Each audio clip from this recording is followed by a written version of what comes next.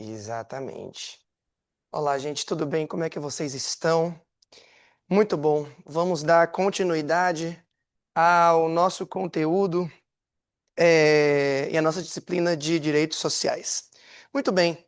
Até agora, nós conversamos um pouco sobre constitucionalismo e neoconstitucionalismo, né? Nós falamos, discutimos que o constitucionalismo foi um movimento político, né, que começou na Revolução Francesa, se opondo toda a autocracia dos governos absolutistas, buscando limitar o poder do Estado ou dos governantes por meio de uma Constituição escrita. Foi aí que nasceu a ideia de positivismo jurídico, né?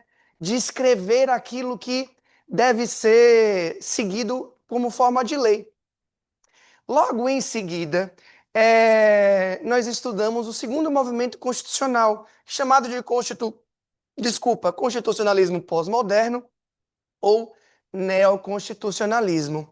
Veja, a partir do momento que o constitucionalismo inicial, né, foi uma quebra, né, de paradigmas, uma quebra de momentos jurídicos, de momento constitucional, ou melhor, uma existência efetiva de uma Constituição com uma finalidade, o neoconstitucionalismo ou constitucionalismo moderno, ele nasceu após a Segunda Guerra Mundial, né? Um movimento pós-Segunda Guerra que tem por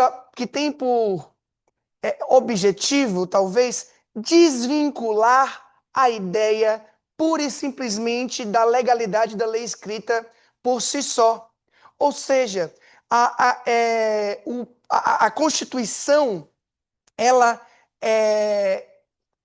ainda está na ideia de limitação do poder político, mas também o que está nele escrito, não inscrito, escrito, tem uma ideia de concretização de direitos fundamentais, passa por uma avaliação axiológica, por uma avaliação de valores, ou seja, a norma ela tem que ter uma função valorativa. Ela não existe por simplesmente existir. Veja, porque quando entendíamos que a Constituição escrita simplesmente é que tinha valia, excluindo-se toda uma ideia de valor e de direitos fundamentais, nós validamos a existência de procedimentos políticos e governamentais que geraram ao nazismo e a regimes totalitários. Veja, eram regimes legais, que tinham um conteúdo legal, validados pela Constituição, uma vez que constava nela, e pela doutrina majoritária do momento. Lembram, a ideia keyosiana é que o direito é a norma, logo, o que está posto na norma é o que deve ser cumprido independentemente de interpretação dentro do mundo social.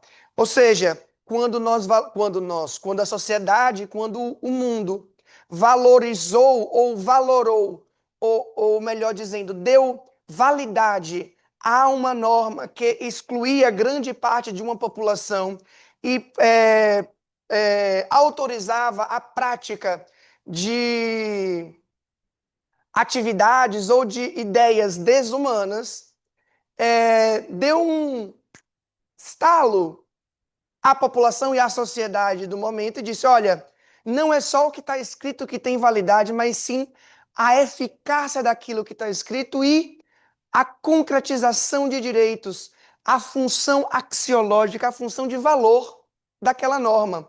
A norma, ela não é só simplesmente pura de existência, mais de existência retórica, mas de caráter efetivo e de busca à justiça social, aos direitos fundamentais. E aí, dentro desta normativa, dentro dessa ideia do constitucionalismo pós-moderno ou do neoconstitucionalismo, veio-se à frente o conceito ou a ideia de dignidade da pessoa humana.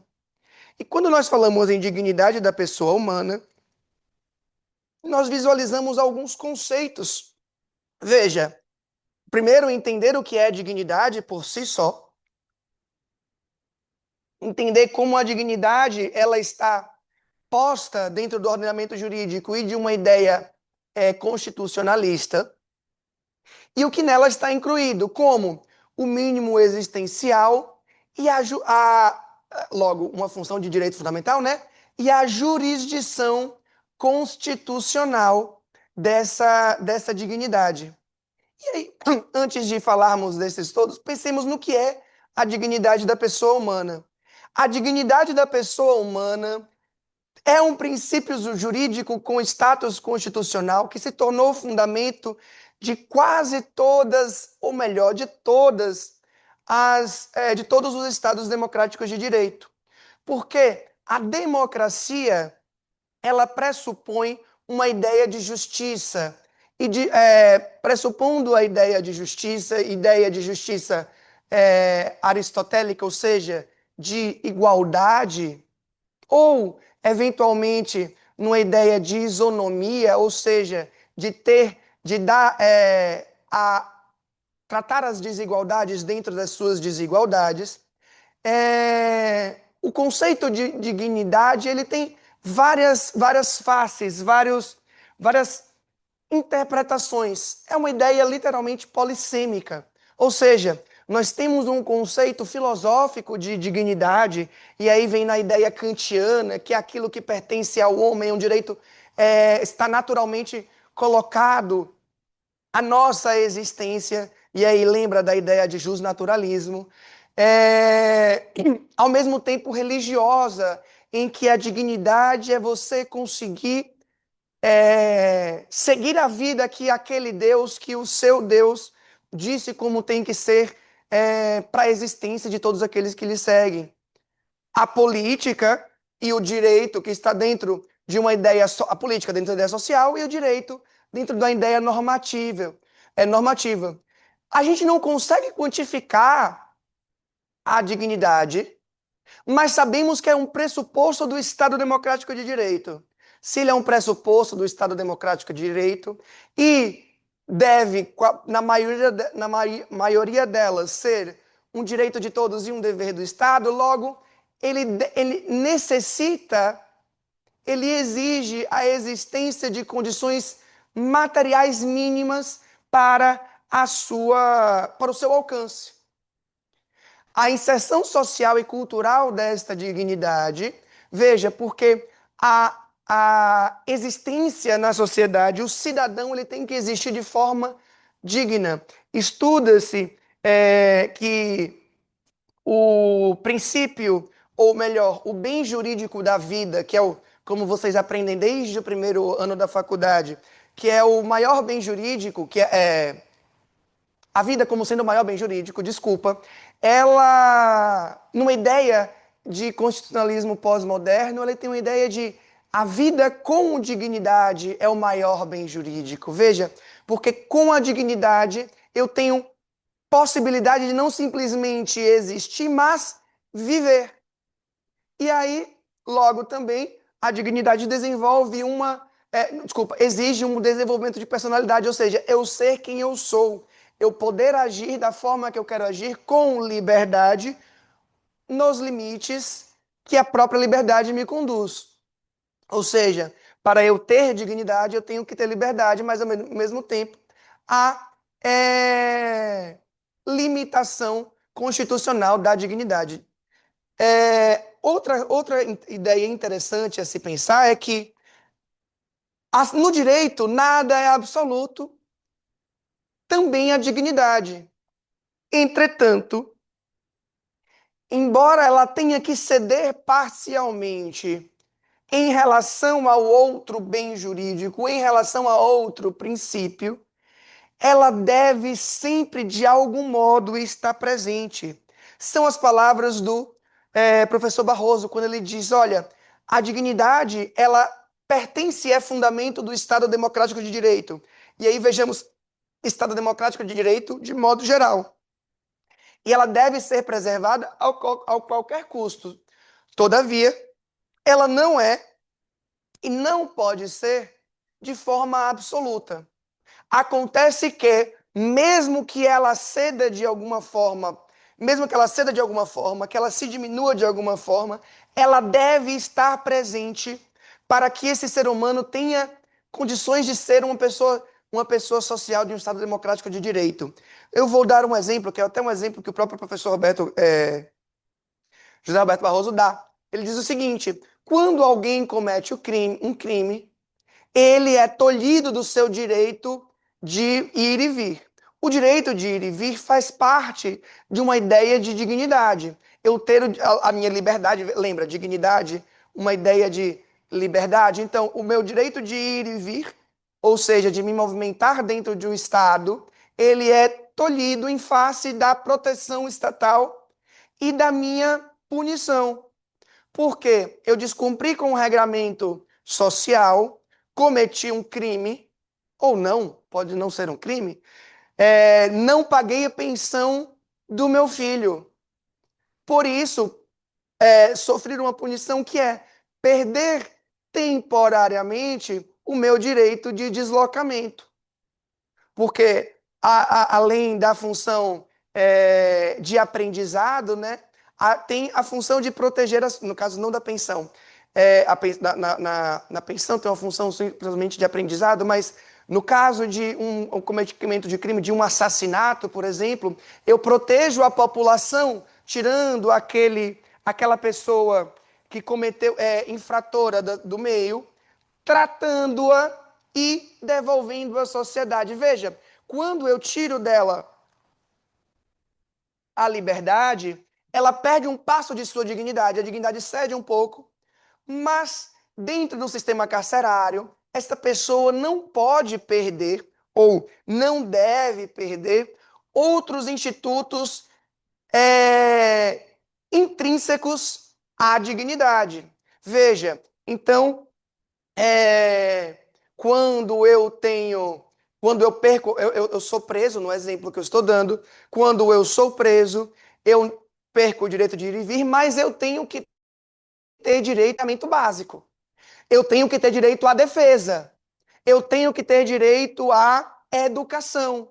Eu tenho que ter direito à saúde. Não é porque eu cometi um crime, eu fui retirado da sociedade, eu perdi o meu direito de ir e vir, que todos os outros direitos intrínsecos à pessoa humana, eles serão excluídos. Não. Aí que diz a ideia de, muito embora ele não seja absoluto, ele vai sempre estar presente. Eu perco, ele cede de alguma forma para dar uma em face do bem social, todavia aquela pessoa não pode perder aquela dignidade na sua existência. Ou seja, não é porque ela cometeu um crime que ela tem que ser excluída integralmente de todo e qualquer direito que ela possa receber. Não. Ela só perde o direito a...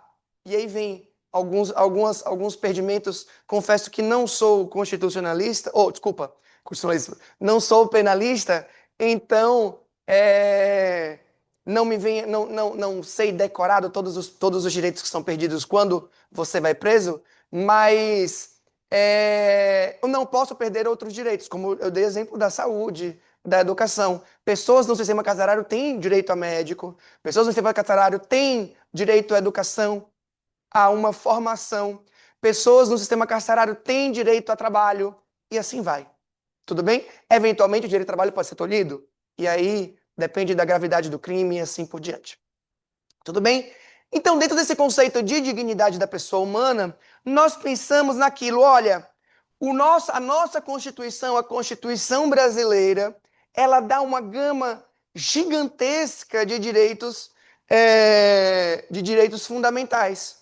Esses direitos fundamentais, eles são, na sua maioria, de obrigação do Estado de proporcionar ao cidadão brasileiro, ou melhor, a todos aqueles que estão em território brasileiro. Porque, como nós vamos ver um pouquinho mais para frente, não só o cidadão tem direito à preservação da sua dignidade, como toda e qualquer pessoa aqui. Ou seja, não é porque é um estrangeiro que eu posso discriminá-lo de forma racista. Não é porque é um estrangeiro que ele não tem direito de defesa caso ele cometa algum crime aqui dentro. Não é porque ele é um estrangeiro que ele não pode ter acesso à saúde gratuita. Tem, bastante. Tudo bem? Mas enfim, então como é uma gama grande de direitos fundamentais, que é obrigação do Estado de dar à população, ou seja, ela tem eficácia imediata, impõe obrigações positivas ao Estado, não podemos esquecer que nós vivemos em um estado de economia capitalista. Ou seja, nós precisamos de dinheiro. Para que tudo seja feito, nós precisamos ter dinheiro. Para ter dinheiro, nós não dependemos única e exclusivamente do Estado brasileiro. Para que a questão financeira melhore, não é simplesmente o Banco Central emitir notas de R$ 200. Se fosse assim, não existiria Estado pobre e Estado rico. Seriam todos estados muito ricos. Vivemos numa ideia global de congruência ou de conexão econômica e o Estado tem um orçamento. Todo ano vota-se a base orçamentária da União, dos estados, dos municípios e do Distrito Federal. Então, veja, se eu tenho essa gama de princípios, de direitos fundamentais para preservar a dignidade da pessoa humana, que é fundamento da Constituição, como eu, Estado, faço para mantê-la se o meu orçamento ou se a economia estatal ela é finita e a ideia de direito fundamental ela não é tão finita assim, a partir de uma ideia de mínimo existencial. Ou seja, o que é o mínimo existencial? O mínimo existencial é um conjunto de condições básicas para uma vida com dignidade. A ideia é que eu tenho que ter liberdade de ir e vir, certo? Certo. Ou seja, o Estado tem que me dar condições de rua asfaltada ou ruas pavimentadas, tem que me dar um transporte público de qualidade, mas não precisa ser gratuito. Não tem que ser o melhor ônibus possível, mas tem que ser um ônibus. Ele não tem que. Ele me dá a possibilidade de viajar, de conseguir uma passagem de ônibus mais barata para ir para uma outra cidade, mas também ele não pode me dar de graça. Tudo, pelo menos. Certo? Essa ideia é pensar num núcleo essencial dos direitos fundamentais sociais. É pensar naquilo que não pode faltar. Porque, veja, no desenvolvimento comercial, de mercado, em que tudo cresce, tudo se desenvolve, cada dia tem uma coisa nova, cada dia parece uma coisa nova, o Estado, por questões financeiras, não tem como acompanhar, certo? Então, se o Estado, por questões financeiras, não tem como acompanhar, ele diz o seguinte: olha, povo brasileiro, eu não vou conseguir te dar sempre 100% o melhor de tudo, mas eu vou te dar aquilo que, dentro do meu limite financeiro, eu consigo te dar, para que você consiga viver com dignidade de acordo com a ideia constitucional de fundamento, de fundamento que é a preservação da dignidade da pessoa humana. Está lá no artigo 1º, inciso terceiro da Constituição. E aí eu não gosto de fazer leituras, mas eu vou ler. A República Federativa do Brasil, formada pela união indissolúvel dos estados e municípios e do Distrito Federal, constitui-se em Estado democrático de direito e tem como fundamento taranã, taranã, a dignidade da pessoa humana. Tudo bem? E logo em seguida ele traz o seguinte: constituem objetivos fundamentais da República Federativa do Brasil. Construir uma sociedade livre, justa e solidária, garantir o desenvolvimento nacional e erradicar a pobreza e a marginalização e reduzir as desigualdades sociais regionais. Promover o bem de todos sem preconceitos de origem, raça, sexo, cor, idade e quaisquer outras formas de discriminação.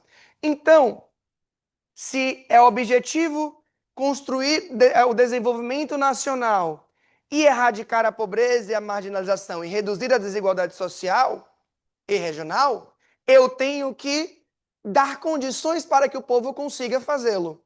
Porque sozinho, o Estado já diz, você não consegue, ou pelo menos todos não conseguem. Tudo bem? Então, essa ideia geral é o que nós vamos começar a trabalhar. Mas então veremos no próximo encontro como isso vai se construir. Tá bom, pessoal? Muito obrigado.